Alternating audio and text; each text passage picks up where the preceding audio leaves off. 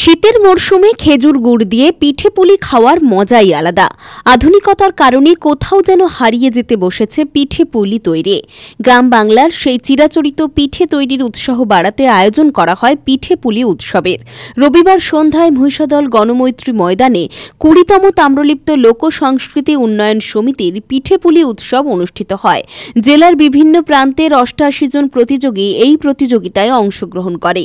শীতের সন্ধ্যায় পিঠে পুলি উৎসব দেখতে মানুষের ভিড় ছিল চোখে পড়ার মতো।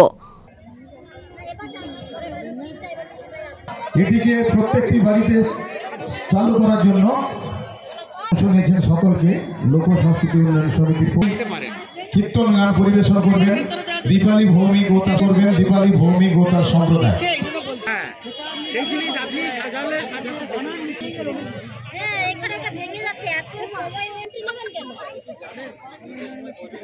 22 নম্বর টেবিলের প্রতিযোগী বর্ণালী সাউ অনুপস্থিত ধরে নিচ্ছি।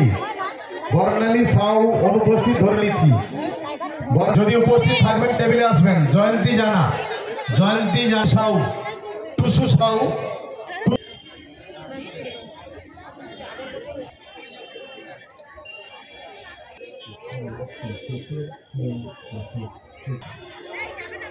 কবিতা মাইতি,